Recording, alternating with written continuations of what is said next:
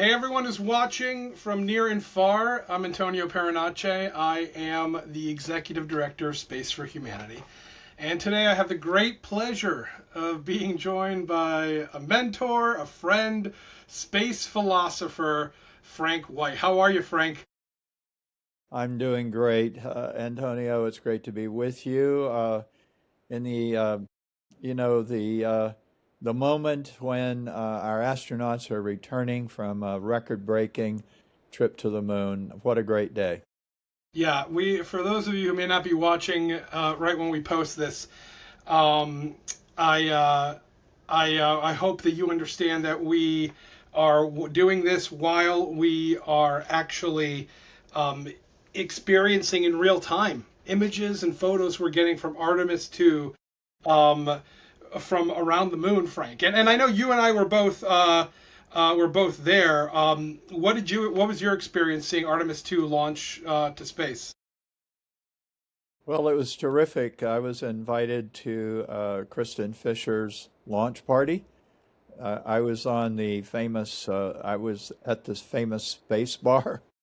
And as you know, it's not really that close, but the view is terrific because you're across the causeway. And I was with a group of like-minded people.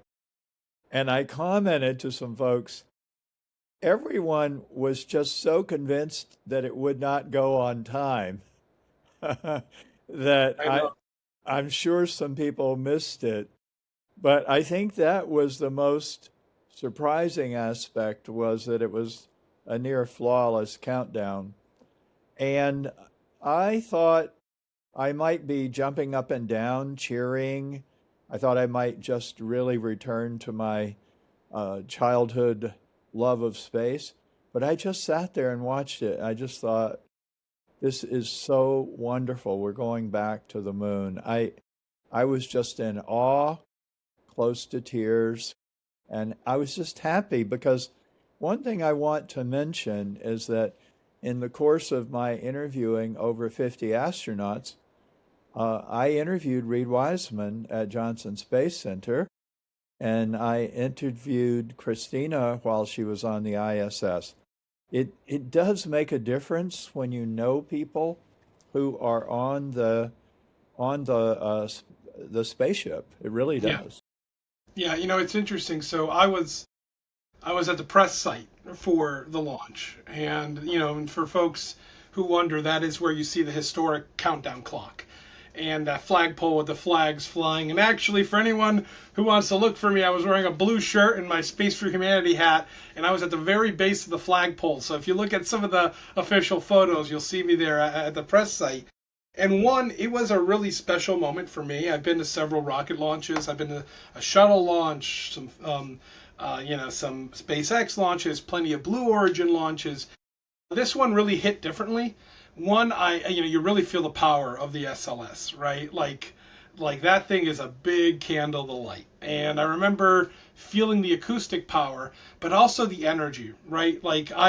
I'm too young for the Apollo era, but I've been to, good number of launches there. I've never seen a press site that packed. You had folks who were just eager to see this go off. And to your point, it was almost shocking. I've never been to a rocket launch that went up that seamlessly.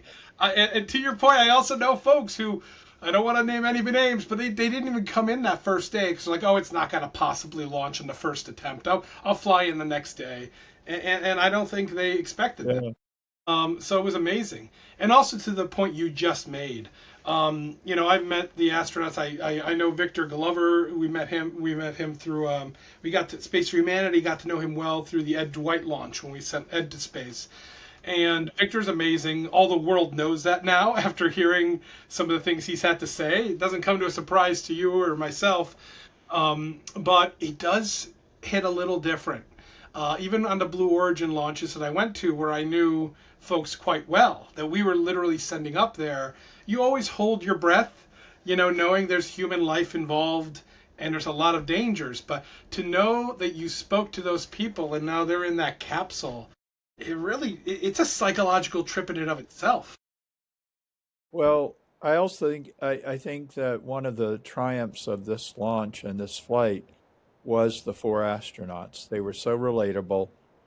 I've often said that astronauts are ordinary people who do extraordinary things. I'm not sure that's really true. I mean, to me, they're still extraordinary, but they are people, and it's so important. They represent humanity. They are human, and they know they represent us. They feel that way, and I think it was Rusty Schweikert who said, "I felt I was a sensing element for humanity when I was out there." It's so true, and when you feel like you know them and the way they conducted themselves, even if you didn't know them, was very, very human. Yeah, and they're all just great communicators too. If you see, I mean, they've gone on this media tour, right, to talk about Artemis pre-launch, and you've seen them for, I think now, for a while now, I think a year or two, on late night shows, on morning shows, on news, and all that. And each of them, in a different way, are a great communicator, and they do so emotionally. And I think that's really great because it humanizes a space program. I think we always we brought up watching the right stuff and saying these folks have ice water in their veins, and they still do. They are still doing things that, like to your point, is extraordinary. But as you know, for Space for Humanity, we run a citizen astronaut program, and we send up wonderful, deserving people. But I think you appreciate this. We tell them the mission doesn't start until they get back. It's not just experiencing the overview effect. It's not just having a successful touchdown. What are you going to do now with that perspective? And I think that's a really great way to transition into a term I just used that I never want to assume everybody knows what it is, and that's the overview effect. You, of course, coined the term the overview effect. Could you just briefly explain to those watching right now, Yeah, what is the overview effect, and what inspired you to come up with it? right. I'm going to start with your second question, how I came up with it, because that segues into what it has become. So in the 1970s and 80s, I was very involved with Gerard K. O'Neill, who is a mentor to many of us, and he had an idea for what we would now call large-scale space migration or habitation of, well, millions, if not billions, of people living and working in the solar ecosystem. Yeah, of course. You're talking about Jerry O'Neill, the High Frontier. I highly recommend if somebody doesn't know who Jerry O'Neill is or the High Frontier, go look that up as well. Yeah, and there's a great movie or film documentary made about it on online. So I was very engaged in Space Studies Institute, and I was thinking obsessively about what would it be like to live what I say off world. I don't say in space because I always have to say we are in space. We've always been in space. True. Yeah. We'll always be in space. So this would be about living off of the planet Earth. I was flying cross country on a consulting assignment. I wasn't really doing anything related to the space project or program. I was looking out the window. It was a long flight. I can only say, Antonio, I had an epiphany, and it was just if I lived in an O'Neill community, I would always see the Earth with an overview. I would see it as a whole system where everything is interrelated, interconnected. I would experience the overview effect. Now, the important thing about the story is that didn't have anything to do with astronauts. That had to do with people who don't even exist today. What I knew was I've got a hypothesis. How do I get data? Oh, astronauts, they can be proxies. This is in contrast to what a lot of people think, which is I started interviewing astronauts and came up with a term. And as I told you, Antonio, Claude and GPT-5 have it wrong. Yep. It's Yeah. so AI. ubiquitous. But No. It's anyway, yeah. yeah. So, however, over time, the data has become my interviews with over 50 astronauts. And now it's become about the astronauts. and about the shift that they experience, because I did not see the overview effect as extraordinary. It would just be like the moon in the sky. The Earth would be in the sky. You would just start with a higher level of awareness about the Earth if you lived off-world. For astronauts, it's not like that. It's kind of shocking. It's a bit overwhelming, especially the first time. It's something you've never seen before. Or in some cases, for multiple flights, astronauts have seen it before, but it just reinforces it. So what it is today is a cognitive shift in awareness about who we are and where we are in the universe and about the Earth itself. So you mentioned, shocked is one of those responses. So yeah, this is, just to repeat it for the audience, right? The overview effect is this cognitive shift that happens in astronauts when they see our home planet, the Earth, from space for the first time, and maybe they experience it in different levels as they continue to go up. What has been like the most consistent emotional or psychological theme that you've derived from talking to these astronauts from the overview effect? Yeah. I'm glad you used the word emotional, because I would say it's an emotional shift as well as cognitive. More than one astronaut has now told me that when they first looked out and saw the Earth, they cried. They had an emotional reaction that they can't really explain. And that includes one of your citizen astronauts told me that. Katya said that. No, actually, let me correct myself. She cried later on. Sometimes that's one thing that happens. It takes a while for this to get absorbed. But to answer your question, everybody's different. And you could see if you watched Artemis, those 4 people are very different. But there are themes. One is the difference between intellectual knowledge and experiential knowledge. So astronauts know before they go that there are no borders or boundaries on the Earth, that it's a construct, right? That the globe we see with pink countries and green countries, it's a construct. And yet they will often say it was still amazing to just see it that way, and to see that there were no countries. There was just one system. Secondly, the thinness of the atmosphere that keeps us alive just comes up again and again, because you look up at the sky from the surface, it looks like it goes on forever, and that thin atmosphere is really, I think, the trigger for a lot of environmental feelings. And then just a stated reaction, we're all in this together. And that seems like such a cliche, Antonio, but if you think about it, it's like what we realize is that we're so attuned to differences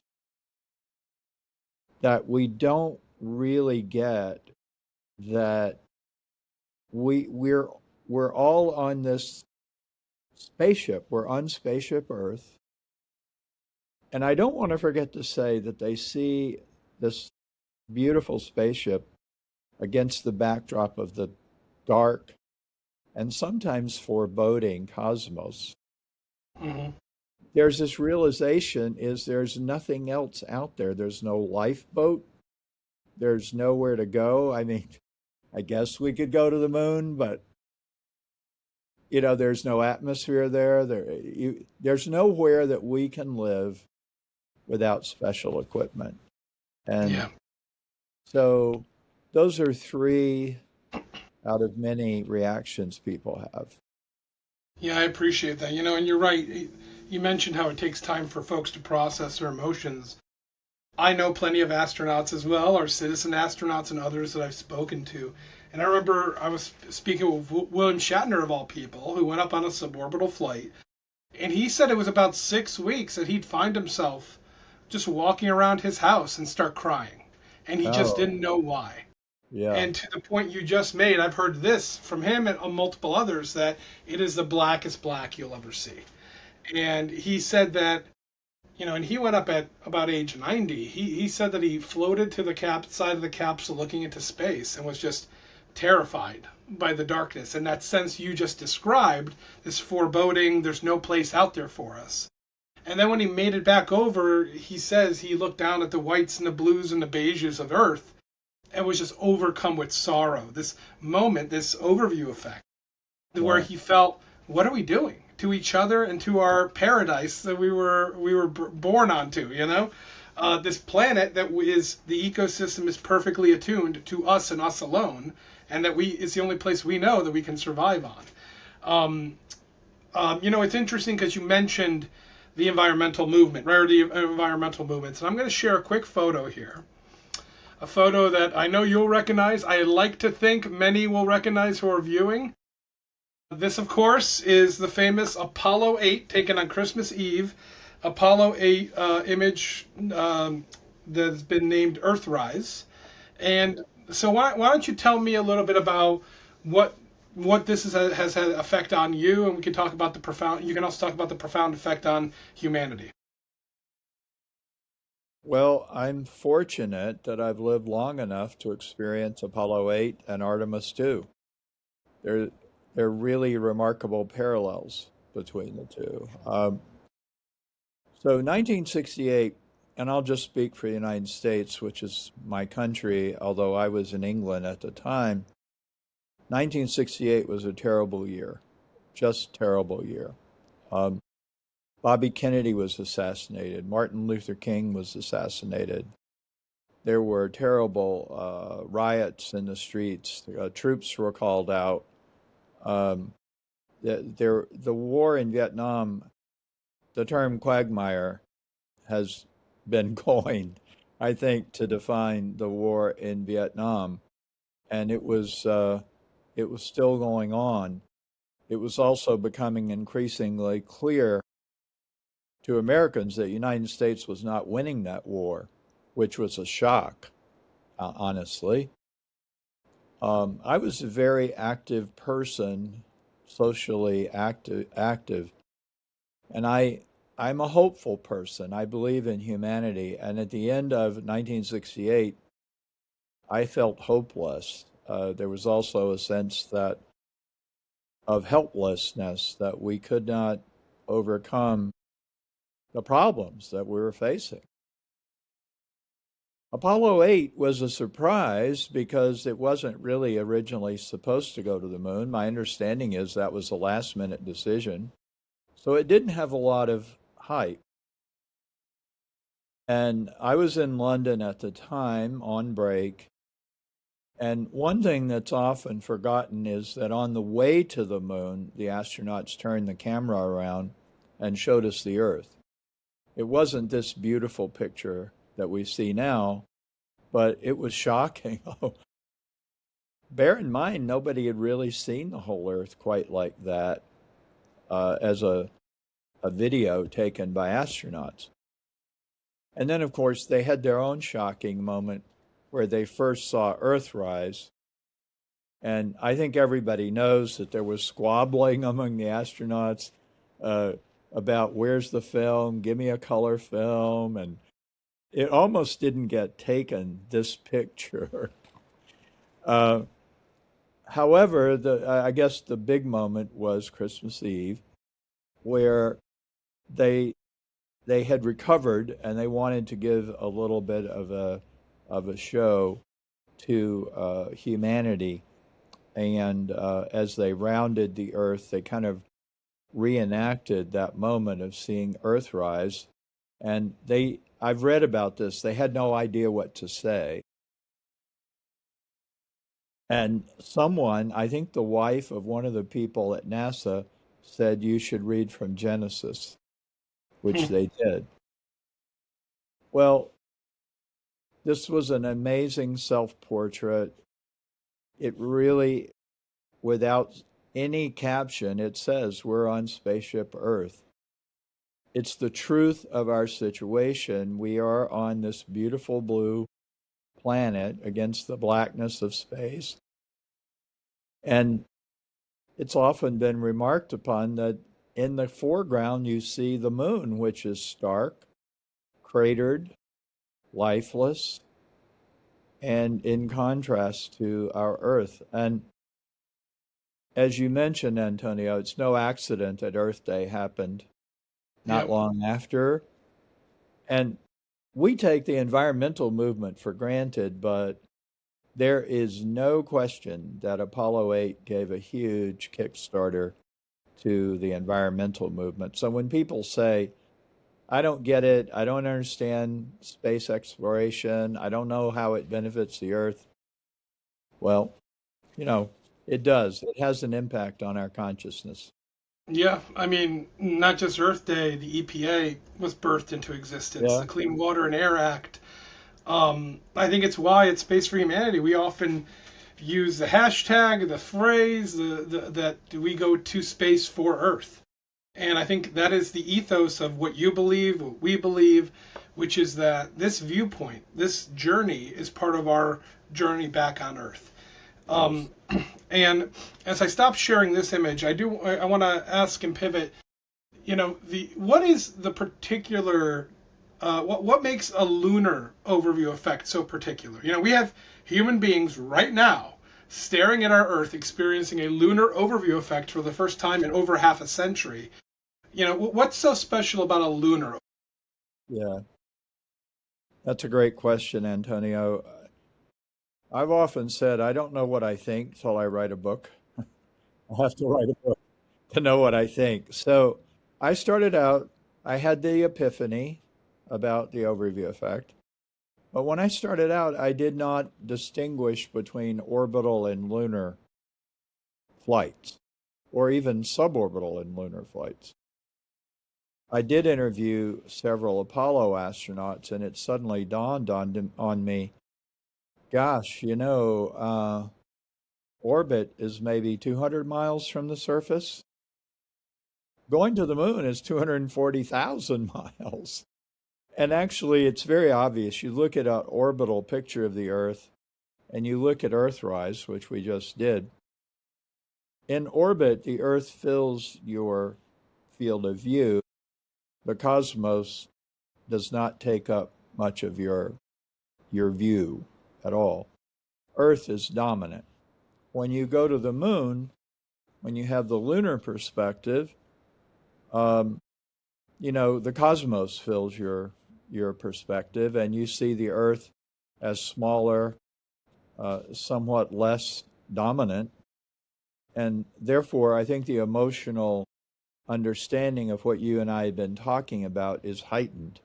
That Mhm. that thing that Shatner talked about of the blackness of space and the blue and green of Earth and brown.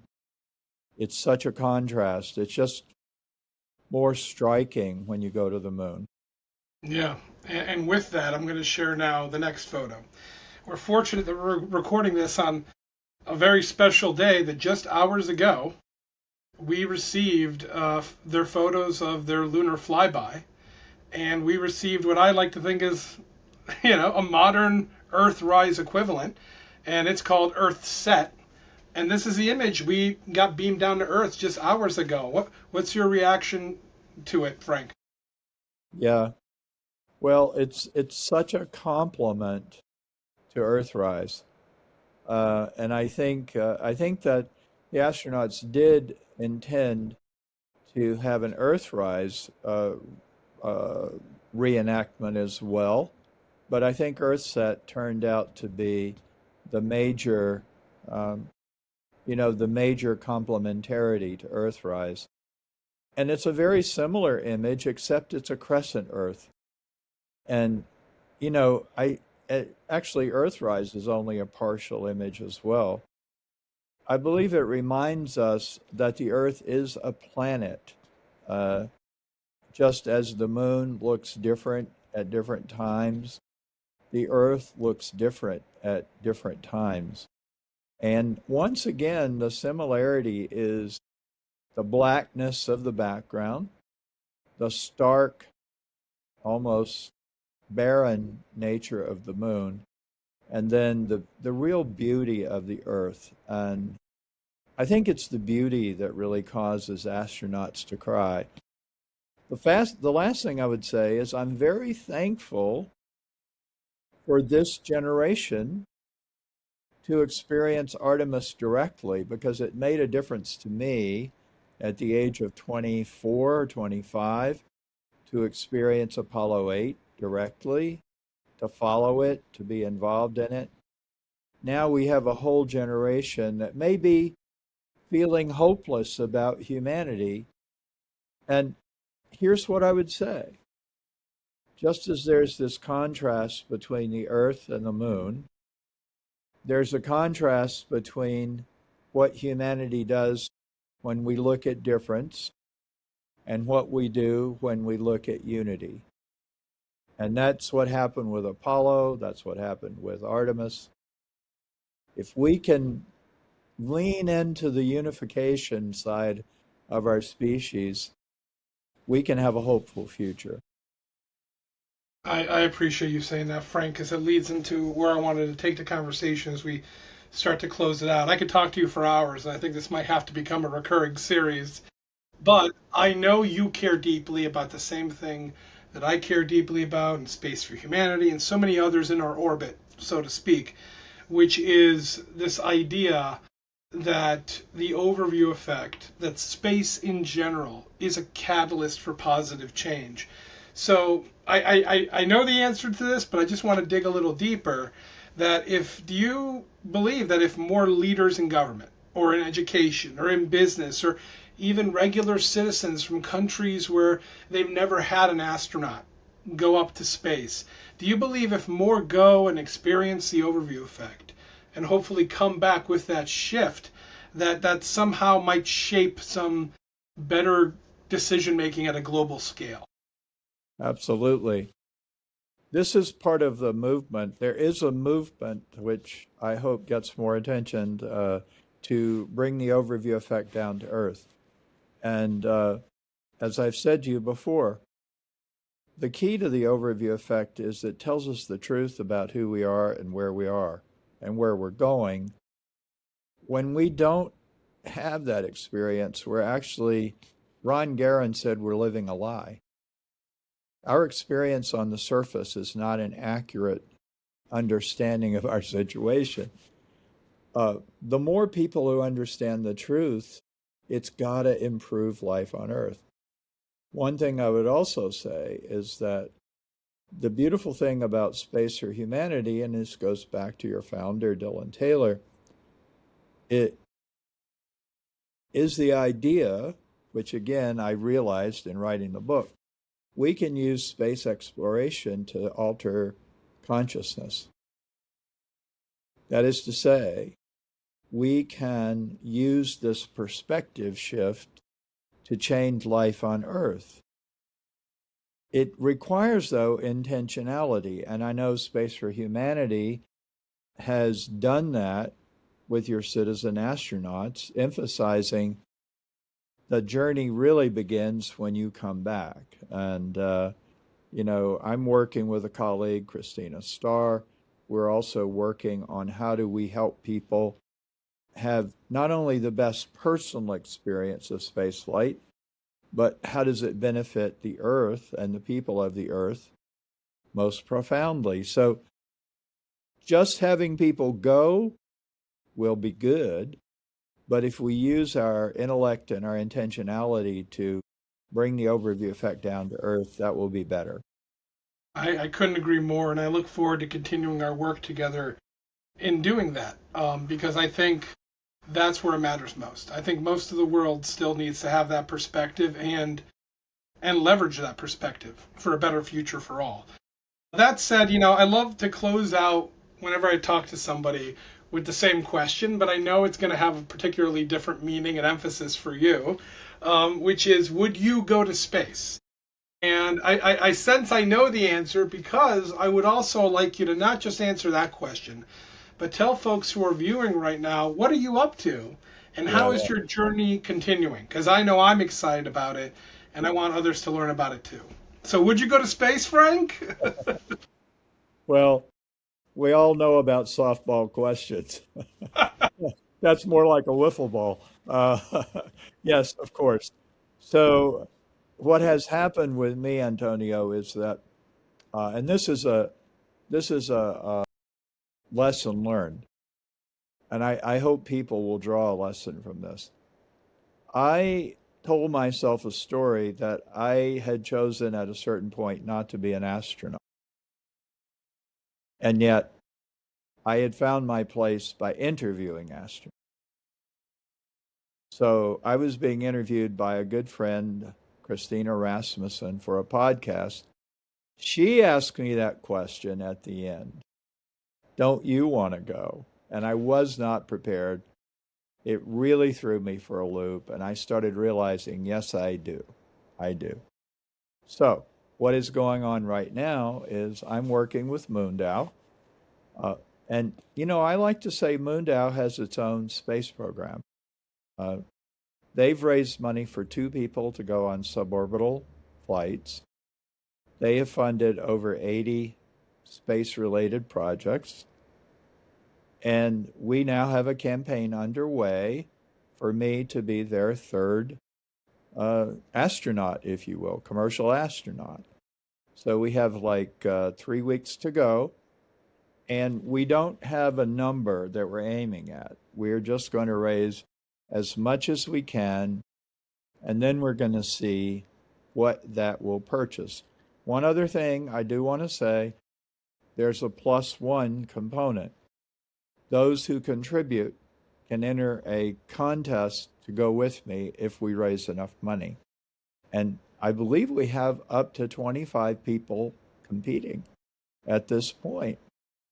So it's really exciting. It's really fun. And I honestly, people have said, "What's it like for you?" And I've said, "I think I'm being my true self.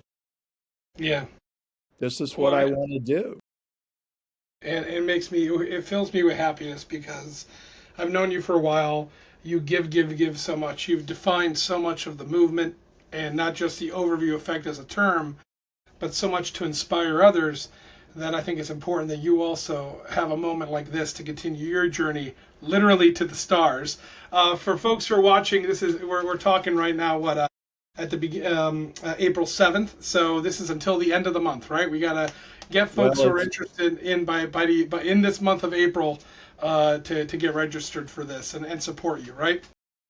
to be specific, the contest ends, the campaign ends on the 27th. And that's the way Moondow does things. That's the way they did the other two. And, it's all or nothing, all or Yeah, nothing. I have every bit of faith that you're going to find your way to the stars and that this is going to get done. And I'm just so excited, Frank, because you're all too deserving of this next chapter in your journey, and I want to see you get up there. So if you're watching, let's send Frank to the stars. Let's send Frank to space. And I can't thank you enough for joining me today. And I think I mean it. We should talk again sooner rather than later, especially after Artemis II touches back down and we start getting more feedback from the astronauts on how their perspective has shifted. So if you're willing, let's talk again soon. But in the meantime, any last parting thought that you want to express? Anything? How would you distill down the overview effect into as simple a term as possible? Yeah. There are three words that I've come to understand after 40 years of research of what it's all about. And the Artemis astronauts used some of the language that I've used, but I would say what I've already said, truth, it's the truth of our situation. Love, Victor Glover talked a lot about love, love of Earth and love of humanity. And identity, it's a shift from me to we, and from myself to the larger whole, and the benefit to all of humanity. So that's what it is, and my flight is all about sharing those three basic ideas. Yep, you are a conduit of that and the overview effect itself, Frank. So Thank you so much for joining us today. Thank And you. with that, hopefully the audience tracks you down. Buy Frank's book, The Overview Effect. I don't know what edition it's in now, but fourth. But I've read it. It's amazing, and follow along and send Frank to space. Be part of Go his to journey. Moondow. Go to Moondow. Thank And you so much, continue. Frank. Thanks, Antonio.